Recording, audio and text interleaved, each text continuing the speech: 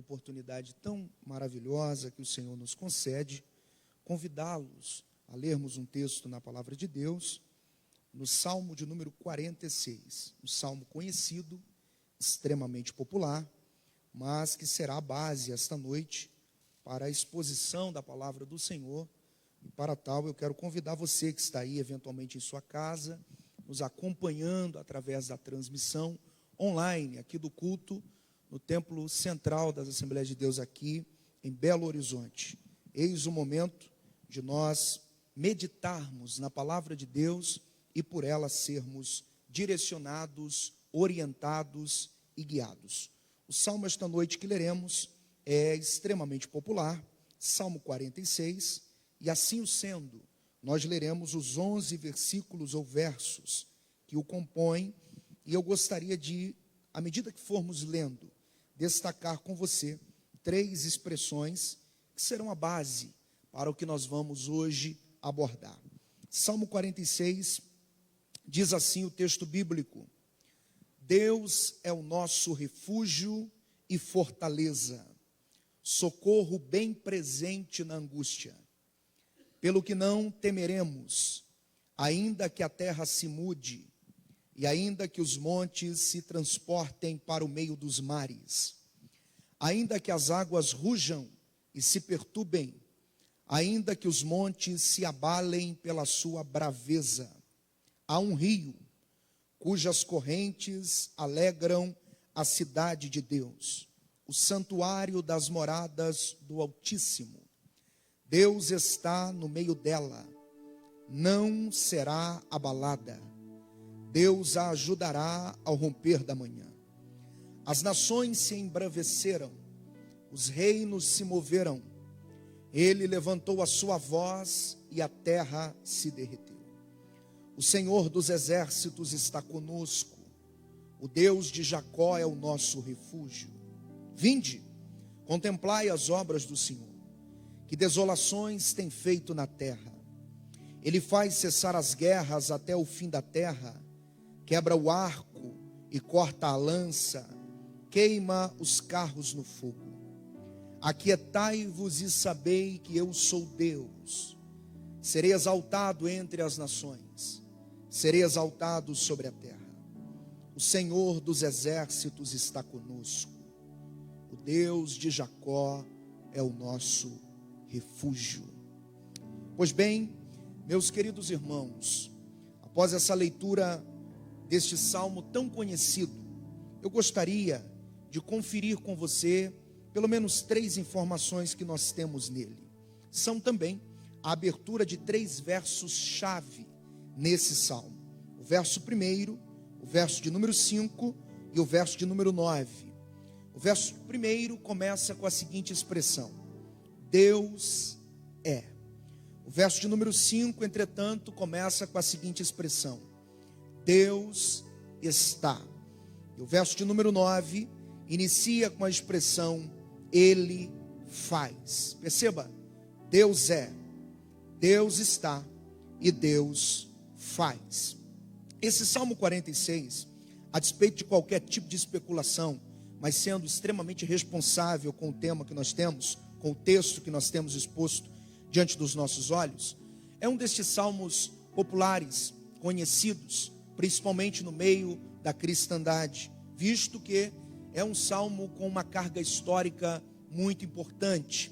O reformador, o grande reformador Martinho Lutero, transforma o Salmo 46 em base de uma das suas composições, que foi o hino Castelo Forte. Bom, esse salmo também é destacado pelos seus autores, os filhos de Corá, mostrando, inclusive desmistificando a falsa crença de alguns de que os salmos e todo o livro, os 150 que o compõem, são todos de autoria de Davi. Isso não é uma verdade. Entretanto, Davi tenha escrito, composto 73 salmos, este 46 é um deles, que ele não é autor.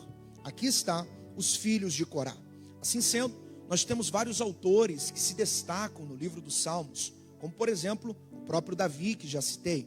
Os filhos de Corá, que são os autores do Salmo 46, você vai encontrar os filhos de Jedutum. Moisés, por exemplo, escreve um salmo, que é o salmo de número 90. Você vai encontrar o próprio Salomão escrevendo também salmos. E você percebe que cada um desses grandes homens se destacaram. Não posso me esquecer de Asaf, que escreve uma porção considerável entre o Salmo 73 e o Salmo 83. Ele é o autor de todas estas séries de salmos. Porém, hoje, nós estamos posicionados em uma composição feita por uma família de levitas, chamados aqui filhos de Corá. Bom, o Salmo 46 possui em si mesmo uma carga do ponto de vista interpretativa que arremete aos nossos dias.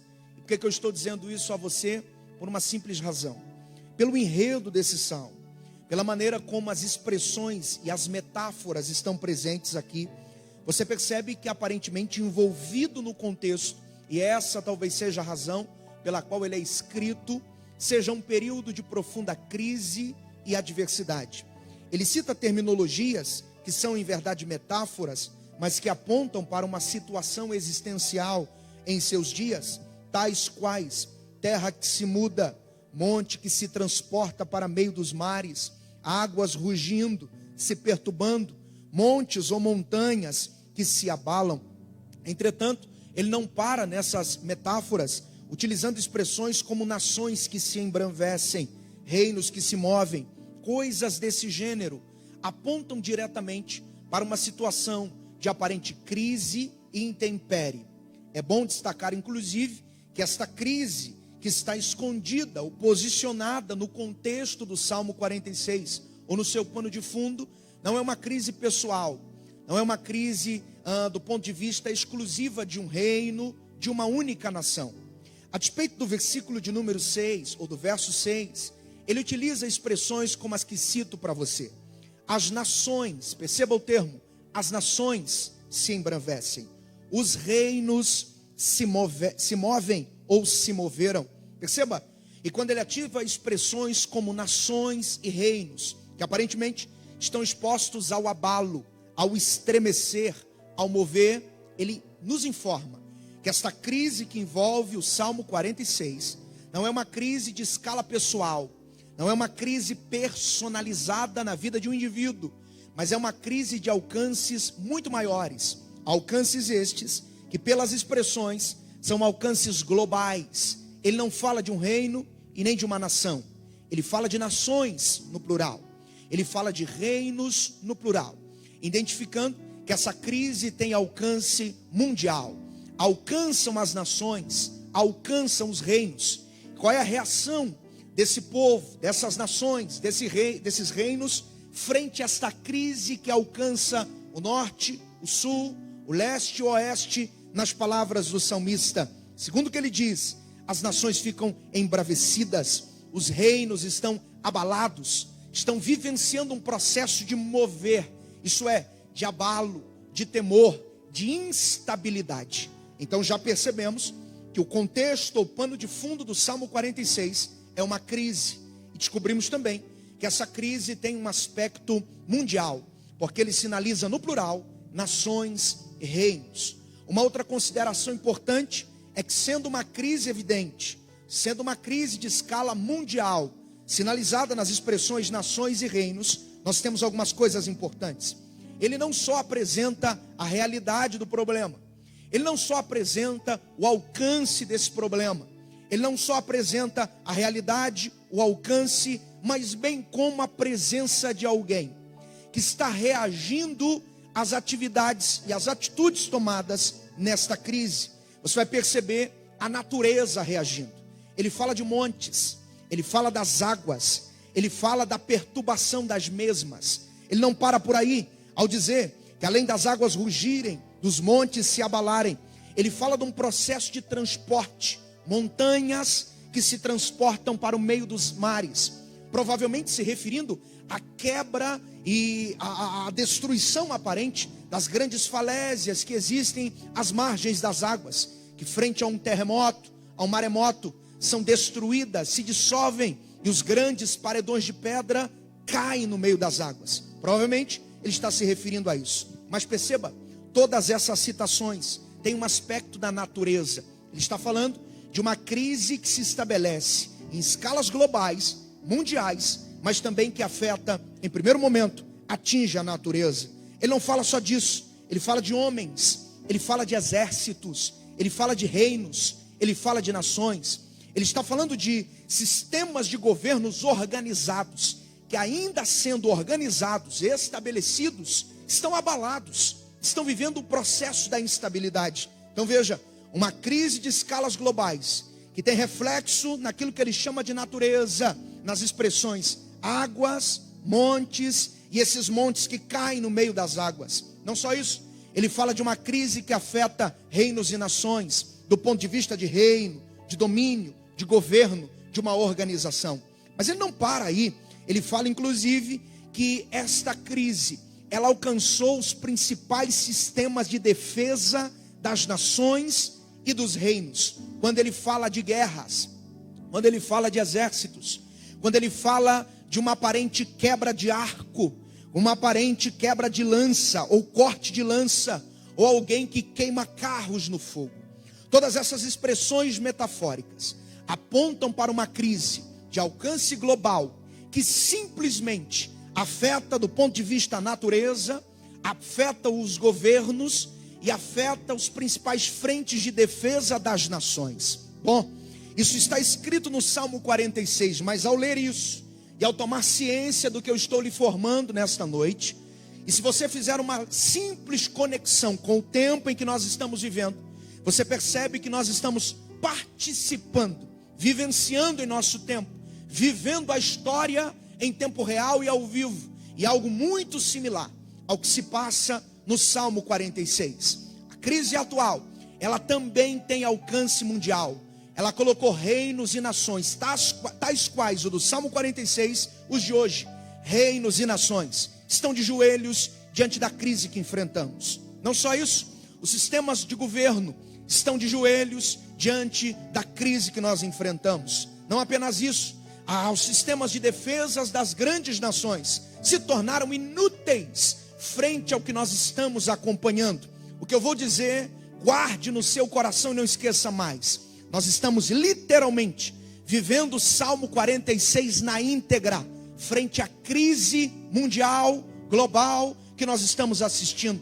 Todos os desdobramentos citados nela e dela e acerca dela, no Salmo 46, nós estamos vendo nos dias atuais. Mas o que eu vim esta noite lhe dizer, é que o tempo é de crise, isso é um fato. O tempo é de adversidade, isso é inequívoco. Entretanto, a minha proposta esta noite é lhes falar sobre algumas coisas que nós não podemos esquecer em tempo de crise. Existem algumas verdades absolutas que o tempo de crise vai tentar anular da nossa memória. Vai tentar arrancar do baú de tesouros das experiências que temos com Deus. O tempo de crise é um grande ladrão que tenta roubar principalmente desse grande tesouro que é o tesouro das memórias. Verdades absolutas que até então eram verdadeiras, firmes e que eram convicções de nossa própria fé. O tempo de crise, numa tentativa de tentar anulá-las, numa tentativa de tentar apagá-las. Mas esta noite, a minha intenção com essa palavra é simplesmente lhe fazer lembrar sobre questões e verdades fundamentais que em dias de crise, tais quais a do Salmo 46 e tal qual a que nós estamos vivendo hoje, verdades estas que não podem ser esquecidas jamais, porque são elas que garantirão a nossa sobrevivência em tempos de caos. São elas que vão garantir a nossa vida e a nossa proteção em tempo de adversidade. Bom, Jeremias falava sobre esse grande tesouro das memórias, e em um momento de aparente destruição nos seus dias, e enfrentamento de uma crise de ordem religiosa e espiritual em seu tempo, Jeremias escreve o seu segundo livro, e é claro que eu estou me referindo ao livro das Lamentações de Jeremias. Capítulo 3, versículo 21, o profeta vai dizer assim: eu quero trazer à memória aquilo que me traz esperança. Eu quero trazer à memória aquilo que me traz esperança. O que Jeremias está querendo dizer é: em tempo de caos, É tempo de relembrar as grandes verdades. Ouça bem o que eu vou lhe dizer. São verdades antigas, mas não são desatualizadas. São verdades antigas, mas não se tornaram mentiras. Ainda são verdades absolutas, que não podem ser apagadas. Você que me acompanha aí por essa transmissão desse culto nessa quinta-feira aí dentro do seu lar, você que eventualmente acessou esse vídeo e vai o acompanhar, está acompanhando em um outro momento, o Senhor te pôs aí para que você ouça essa verdade. É tempo de você se relembrar de verdades absolutas, extremamente produtivas e que serão a âncora que vão te segurar nesse tempo de tempestade. Onde estão essas verdades? Ora, não poderiam estar em outro lugar, senão na palavra de Deus. Não poderiam estar contidas em outro lugar, senão nas sagradas escrituras. Em especial, hoje, no Salmo 46. Quais são as verdades, ou o que eu preciso me lembrar, do que eu não posso me esquecer em tempos de crise? Número 1, o salmista apresenta essa verdade inequívoca, poderosa, que ainda é verdadeira e que não deixará de ser. Ele começa o Salmo 46 no verso 1 dizendo: Deus é. Essa é a primeira verdade. Esta é a primeira coisa que eu não posso me esquecer em tempo de crise. O que eu não posso me esquecer, não se esqueça, Deus é. Eu não disse que Deus foi, eu não disse que Deus o será, eu disse que Deus é. Exatamente agora, Deus é. Exatamente nesse tempo, Deus é. Em meio às dores, Deus é. No meio dos espinhos, Deus é. Em um mundo com coronavírus, Deus é. Em um mundo de medo e pânico, Deus é. Em dias nebulosos, Deus é. Em noites frias, Deus é. Em momentos de instabilidade como que estamos vivendo, o texto está nos fazendo lembrar. Não se esqueça, Deus não deixou de ser porque o dia não é favorável. Deus não deixou de ser porque a circunstância não é positiva. Deus não deixou de ser simplesmente porque as portas estão aparentemente fechadas. Deus não deixou de ser porque as igrejas estão vivendo um processo de desaceleração. Deus não deixou de ser porque o ambiente comercial, o mundo comercial está parado, travado. Deus não deixou de ser porque nós estamos assistindo as bolsas de valores despencando. Deus não deixou de ser. Escute uma verdade absoluta: o caos não anula quem Deus é. Deus é acima do caos. Deus é acima das circunstâncias. Nós não servimos a um Deus que é transformado pela situação, mas nós servimos a um Deus que, porque é o que diz ser, transforma situações. Os problemas não diminuem quem Deus é, não deixam Deus impotente, fragilizado, pequeno. Pelo contrário, os problemas simplesmente revelam que nós não somos o que imaginávamos ser, que nós não temos o que imaginávamos ter, que nós não fazemos o que dizíamos que fazíamos. Na verdade, o único que subsiste, inalterado, sem nenhuma sombra de variação, é o Deus da Bíblia, é o Deus da palavra, é o Deus das escrituras, é o Deus dos deuses, é o Rei dos reis, é o Senhor dos senhores, é o Alfa, o Ômega, o princípio e o fim. A primeira verdade que você não pode se esquecer em tempo de crise é essa: Deus é. Mas Deus é o quê? Porque eu concordo com você. Se você disser, se você parar por aí, fica algo meio vago. Deus é, mas Deus é o quê? Bom, a Bíblia é completa em si mesma, plena, e ela não nos deixa nenhuma sobra, mas ela nos aponta o que Deus é. Verso 1 diz: Deus é o nosso refúgio e fortaleza, socorro bem presente na hora da angústia ou na angústia. Primeira coisa que Deus é, ele utiliza essa expressão: Deus é o nosso. Ele não diz Deus é um socorro, mas ele diz Deus é o socorro. Deus é o refúgio. Deus é a fortaleza. Quando ele se refere a Deus na condição de que Deus é, e diz Deus é o, ele utiliza o artigo definido no singular. E o artigo definido o no singular, indica uma definição plena, mas não só isso. Como o artigo não está pluralizado, você percebe que o que o salmista está querendo dizer é: Deus é o único socorro, Deus é o único refúgio, Deus é a única fortaleza. Ouça bem isso: Deus não é mais um refúgio, Deus não é mais uma fortaleza, é o que o texto diz. Deus não é mais um refúgio, uma fortaleza, um socorro bem presente. Deus não é mais uma porta, Deus não é mais uma luz no fim do túnel, Deus não é mais uma porta a quem podemos recorrer. 1000 vezes não. Deus é o único socorro, Deus é a única porta que pode se abrir para você nesse tempo. Deus é a única luz no fim do túnel que pode reverter a situação.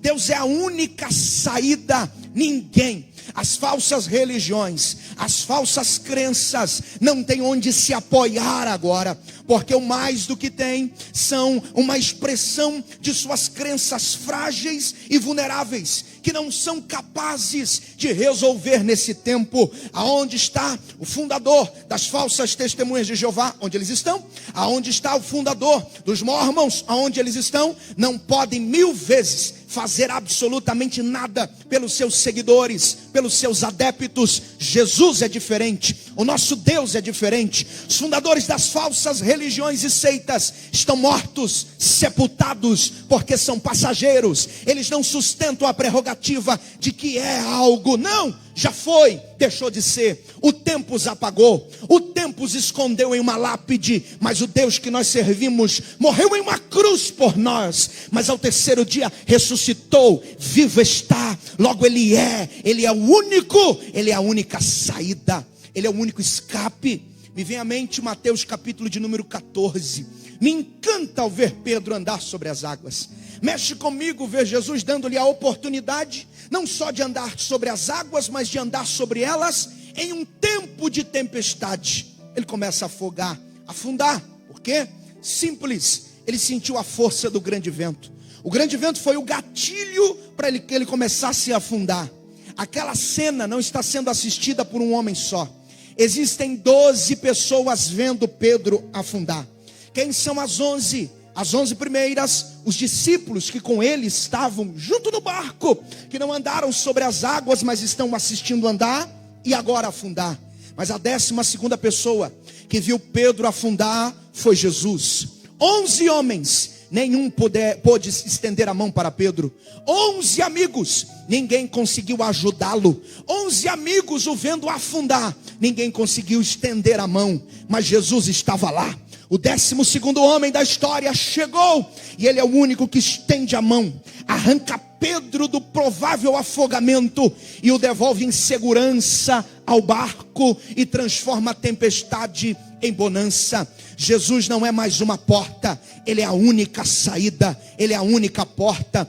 De repente eu estou falando com alguém que está aí do outro lado da tela. Você precisa nesse tempo render-se a Jesus. Jesus não é mais um pensamento filosófico. O nosso Deus é a única saída, é o único Salvador, é o único capaz de reverter histórias e mudar os quadros. Bom, o ladrão da direita no Calvário conheceu muitas pessoas, praticou vários crimes. Do ponto de vista social, várias pessoas passaram pela sua história e ele a passou pela história de várias pessoas. Mas o único que lhe fez uma promessa de salvação no alto da cruz, Jesus. Porque o nosso Deus não é um refúgio ou mais uma saída. Ele é o único refúgio, Ele é a única fortaleza, Ele é o único socorro bem presente na angústia. Mas me permita prosseguir e lhe dizer que Deus é. E Deus é o quê? Deus é único. Não há ninguém como Ele. Mas não só isso, o Salmo prossegue dizendo: Deus é o nosso. Ele não utiliza a expressão, ainda que do ponto de vista poético, pessoal. Ele não diz Deus é o meu refúgio, mas ele diz Deus é o nosso. Em vez de tratar a frase de forma singular e personalizada e pessoal, dizendo Deus é o meu refúgio, bom, isso também não seria errado, porque de fato ele está passando por um ponto de uma experiência pessoal, mas ele não faz isso. Em vez de dizer Deus é o meu refúgio, ele diz Deus é o nosso refúgio. ele pluraliza a expressão. Qual a intenção do salmista ao dizer que Deus é o nosso? Na verdade, ele não está só louvando a Deus por ser refúgio. Ele está pregando a quem tem ouvidos para ouvir. Ele está pregando para quem tem um coração aberto para receber. Ele está pregando para quem tem uma fé poderosa para tomar posse disso.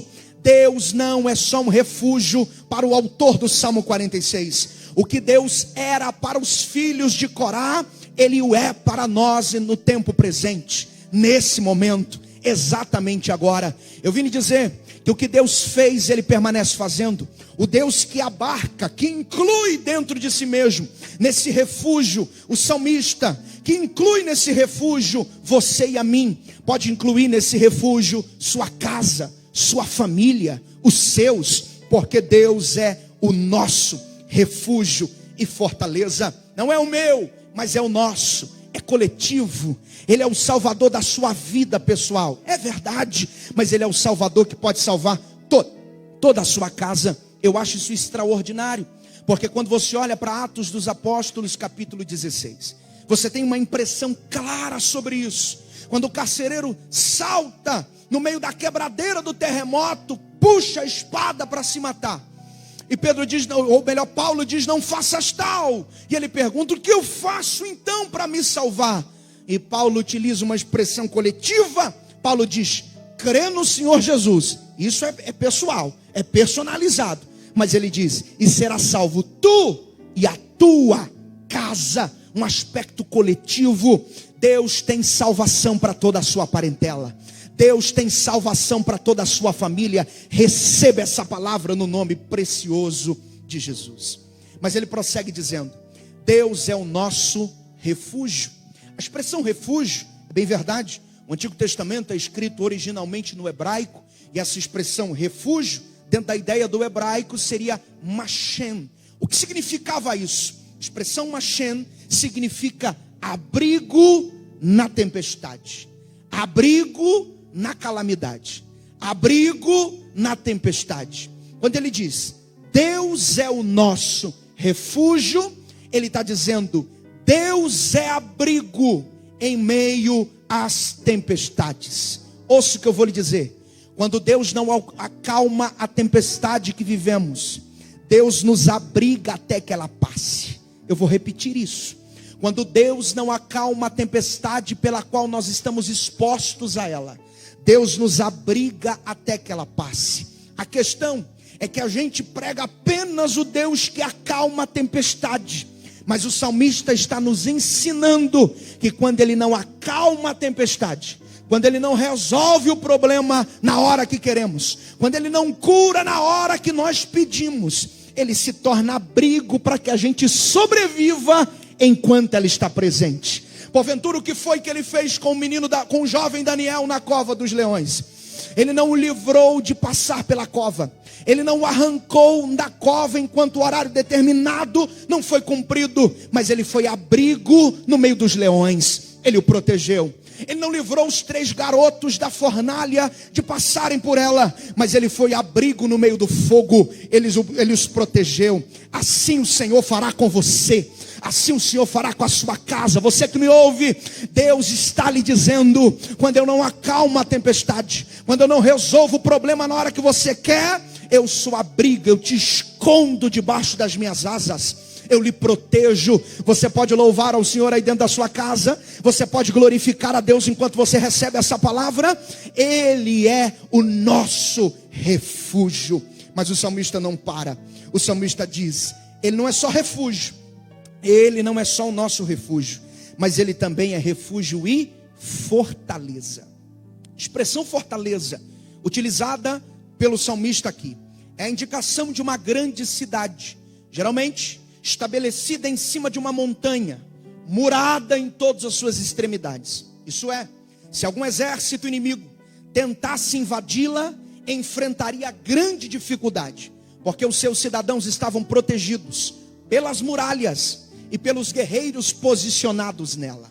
Ora, quando o salmista diz, Deus é o nosso refúgio e fortaleza, o que ele está querendo dizer é, Deus é o lugar seguro, Deus é o território aonde, ou Deus está nos escondendo em um ambiente aonde nós estamos verdadeiramente protegidos.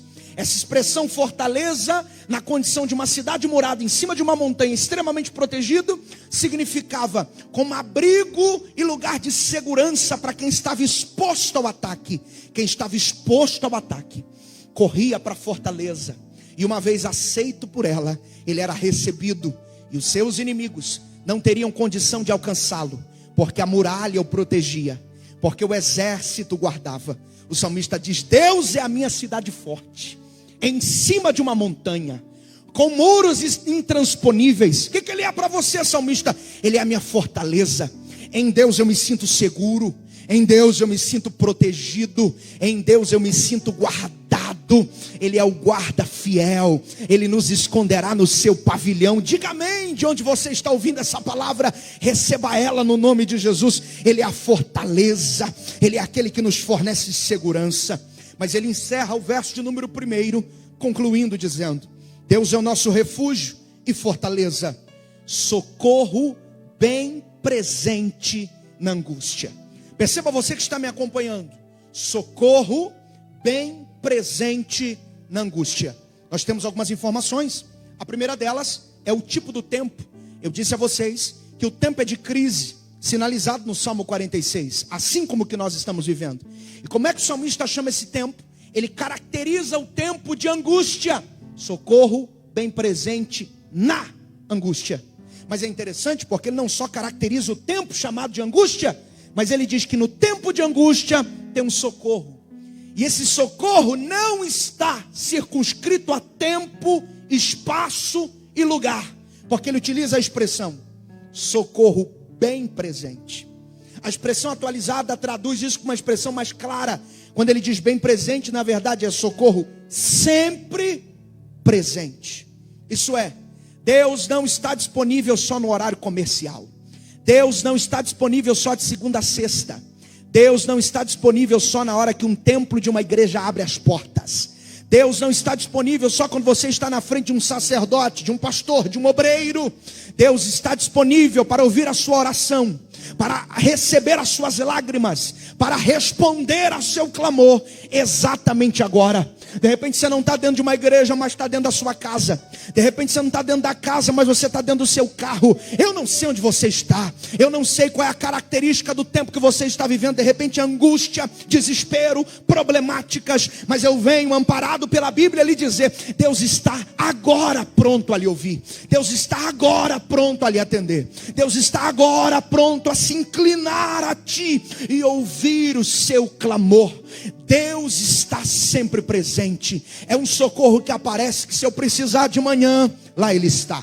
Se eu precisar à tarde, lá Ele está. Se eu precisar à noite, lá estará Deus. Se eu precisar em momentos de pânico, lá estará Deus. Se eu precisar para a cura de uma enfermidade, lá estará Deus. Se eu precisar do Deus da provisão, lá estará Deus. Acredite, você não está ouvindo um discurso comum, você está ouvindo a exposição da palavra de Deus. E a palavra de Deus está nos garantindo de forma clara que Deus é um socorro sempre presente. Ele está aí, Ele está aqui, Ele está ali, Ele está acolá. O nosso Deus está presente. E nesse conceito eu já preciso evoluir para uma segunda verdade.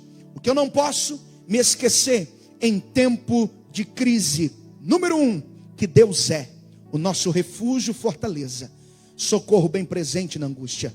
Segunda coisa que você não pode se esquecer em tempo de crise é o verso 5 que nos informa. O verso 5 diz assim: Deus está no meio dela, não será abalada. Deus a ajudará ao romper da manhã. Segunda coisa que você não pode se esquecer é que o Deus que é, e essa ideia de Deus ser aqui é tão extraordinária, porque o salmista evolui e diz: Ele é, e segundo, Ele está. Segunda verdade poderosa que você não pode esquecer em tempo de crise, que precisa estar viva na sua memória e no seu coração, é que Deus não está longe, Deus está presente.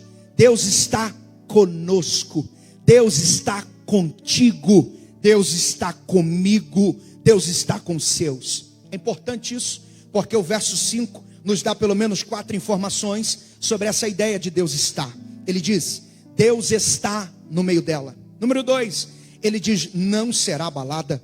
Número 3, ele diz, Deus a ajudará. Se você está com a sua Bíblia, veja como o verso 5 termina, ao romper da manhã. Segunda coisa que você não pode esquecer em tempo de crise, é que Deus está contigo, Deus está conosco, Deus está com o seu povo. Quando o anjo vai avisar o nascimento de Jesus, ele diz, o nome do menino será Emanuel. Ele está reproduzindo, repetindo as palavras que Deus já havia vaticinado pelos lábios de Isaías, no capítulo 7, versículo 14 de seu livro. Em Isaías 7, 14 e em Mateus capítulo 1, a informação é que o nome do filho, do menino que nasceria para redimir a humanidade, para salvar o seu povo dos pecados, seria Emanuel. E qual é a tradução de Emanuel? Deus está conosco. Deus está conosco. É bom te relembrar isso. Deus está conosco. Quando o salmista diz, é tempo de crise, a crise é real, ela tem alcances mundiais, ela afeta a natureza, ela põe de joelho os governos, ela põe de joelho as aparentes capacidades de proteção do povo. Ele prossegue dizendo, mas Deus está no meio dela. No meio de quem? No meio da sua igreja, no meio do seu povo. Se você olhar os Salmos, ele vai dizer no verso anterior que há uma cidade chamada Cidade de Deus, muito provavelmente apontando para Jerusalém. Ele diz que Deus habita lá, e no verso 5 ele diz, Deus está no meio da cidade. Mas eu preciso lhe dizer, Deus não está só com o hebreu, com o judeu, Deus está com o novo Israel, Deus está com a sua igreja, o Senhor está com a noiva amada. Cristo está conosco. Quando ele está em cima do Monte das Oliveiras, em Mateus capítulo 28, na finalização do texto, verso de número 20, ele deixa uma promessa clara, cristalina aos seus filhos. Ele diz, eis que estou convosco todos os dias, até a consumação dos séculos. Ele já havia dito isso no Evangelho de João, capítulo 14, na semana que antecede a crucificação. Ele olhou para os discípulos e disse, eu não vos deixarei órfãos, eu enviarei o outro Consolador. A terminologia outro aqui é um igual a mim mesmo, da mesma natureza, da mesma essência. O que eu sou ele é, o que eu faço ele faz, o que eu tenho ele tem, o que eu sou ele é. Ou seja, quando o Espírito de Deus desce e está conosco entre nós, é Deus dizendo, eu estou com vocês na luta e na vitória, nas lágrimas e na festa, no júbilo e no desespero, no medo e na coragem. Deus está no meio dela. Essa ideia de Deus está no meio dela, essa verdade que Deus está no nosso meio, é tão intensa que me chama muita atenção, porque quando a Bíblia diz que Deus está, a Bíblia está falando de presença, e presença real. E eu não estou falando só da presença explorada, principalmente no nosso ambiente pentecostal, a presença que faz arrepiar, a presença que te leva a glorificar, a presença que te leva a exaltar. Tudo isso é uma grande verdade, mas essa não é a única funcionalidade da presença de Deus. Deus não está aqui, está aí, está conosco só para você sentir um arrepio, só para as lágrimas brotarem do seu rosto, dos seus olhos, só para você erguer a mão e dizer glória a Deus. Deus está aí para produzir algumas coisas. Primeiro, ele diz no verso 5, Deus está no meio dela. E a primeira reação da presença de Deus é essa: não será abalada. Porque Deus está, não haverá abalos. Porque Deus está, o seu povo não será abalado. Porque Deus está, a sua noiva está protegida, portanto não será abalada. Isso parece antagônico, isso parece até numa espécie de contradição. Por quê? Porque quando você olha para o verso 6, o texto vai dizer, as nações, estas estão abaladas. Os reinos, estes estão abalados. Os homens grandes, os princípios e as condições de governo estão abaladas. Mas ao mesmo tempo que ele diz que nações se abalam, reinos se abalam, governantes se abalam, ele diz, a cidade de Deus essa não se abala. Oh, glória ao nome de Jesus. O que ele está dizendo é: pode o ambiente político se abalar, pode o ambiente econômico se abalar, pode o domínio dos homens se abalar, mas a igreja do Senhor, ela será sustentada, ela será guardada, ela será protegida. E a boa notícia é que nesse tempo de afastamento social, o templo pode estar vazio e que Deus permita que isso acabe logo, mas a igreja está viva, está de pé, está marchando rumo à Nova Jerusalém. Por quê? Porque o mundo se abala, mas a noiva é sustentada pelo Deus presente, pelo Deus que está no meio dela. Bom, ela não só receberá essa proteção ao ponto de não ser abalada, mas o texto diz, e é muito interessante observar, o salmista dizendo: Deus a ajudará. Deus a ajudará. Perceba, você que me acompanha, Deus a ajudará. Ele não disse que a ajuda virá dos homens, ele disse que a ajuda virá de Deus. Ele não disse que a ajuda virá dos governantes, a quem respeitamos, mas à luz da Bíblia, não são eles que vão desferir, derramar, liberar ajuda para o povo de Deus. O povo de Deus, a igreja do Senhor, os salvos em Cristo, em primeiro momento, são ajudados pelo próprio Deus que está com eles. Uma boa notícia para você que de repente consiga, no meio dessa circunstância, glorificar e exaltar o Senhor. No meio de uma palavra, de uma transmissão online, dizer glória a Deus. Aí na sala da sua casa, onde você estiver, a boa notícia é, quando o texto diz que Deus ajudará, a Bíblia está nos encorajando. E ela está dizendo: está vindo ajuda aí. Está vindo ajuda aí. E fique calmo, porque a ajuda de Deus não está em análise. A ajuda de Deus não está esperando um crivo para ver se você merece ou não. A ajuda de Deus é garantida.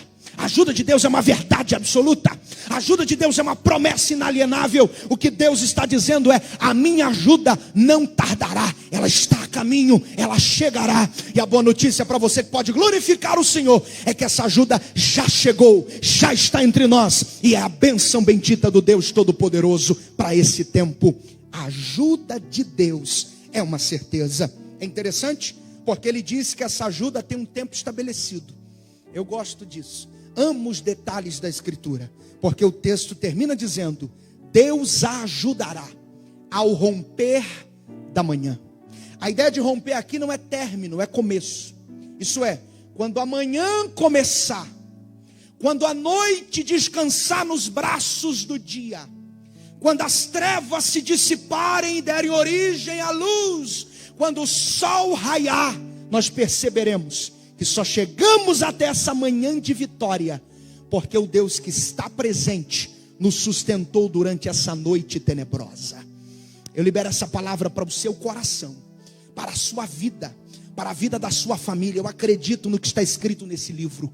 Essa é a palavra de Deus e ela é a verdade. O que Deus está dizendo é: quando tudo isso passar, você vai olhar para trás e vai dizer: eu só cheguei aqui, eu só consegui romper esse tempo porque Deus estava comigo, porque o Senhor me ajudou, porque Ele sustentou a mim. Chegará esse dia em que, como Samuel disse no seu primeiro livro, até aqui nos ajudou o Senhor. Você poderá dizer essa verdade. Bom, o que eu não posso me esquecer em tempos de crise: número 1, não se esqueça que Deus é. Número 2, não se esqueça que Deus está com a sua igreja, está com o seu povo, está contigo, está comigo, está conosco. Número 3, e nós partimos para a conclusão aqui. O que eu não posso me esquecer, o verso 9 diz, que Ele faz. Não se esqueça que Deus é, não se esqueça que Deus está. Mas ele termina o verso de número 9, dizendo: Ele faz cessar as guerras, até o fim da terra. Quebra o arco e corta a lança, queima os carros no fogo. Isso mexe comigo, porque o Deus que é, o Deus que está, é o Deus que faz. Faz o quê? Faz o que eu não faço, faz o que você não faz, faz o que a ciência não conseguiu fazer, faz o que os médicos não fazem, faz o que os homens não conseguiram fazer, Faz o que os governantes até então não conseguiram fazer. Deus faz milagres, faz obras extraordinárias. Daniel capítulo 6 registra com propriedade que ele faz sinais e maravilhas e prodígios no céu e na terra. Não se esqueça, pelo amor de Deus, que Deus é. Não se esqueça que Deus está contigo. E não se esqueça que Ele faz. Eu sei que o tempo é de pandemia e de crise, mas nesse tempo Ele ainda está salvando pessoas. Nesse tempo Ele está curando enfermos. Nesse tempo Ele está dentro dos hospitais, devolvendo a saúde a muitas pessoas. Nesse tempo Ele está guardando você, sua casa e sua família. Deus faz. É uma verdade absoluta. E eu encerro esta palavra, esta exposição do Salmo 46, com um verso que encanta o meu coração, que mexe comigo, que é o verso de número 10. Ele encerra dizendo: aquietai-vos e sabei que eu sou Deus. Serei exaltado entre as nações, serei exaltado sobre a terra. O que eu não posso me esquecer em tempos de crise: número 1, que Deus é. Número 2, que Deus está. Número 3, que Deus está fazendo milagres, que Ele continua fazendo maravilhas. E número 4, não se esqueça que Ele sabe o que está fazendo. E portanto, aquietai-vos e sabei que eu sou Deus. Deus te abençoe, Deus te fortaleça. Ele sabe o que está fazendo. Fique na paz do Senhor.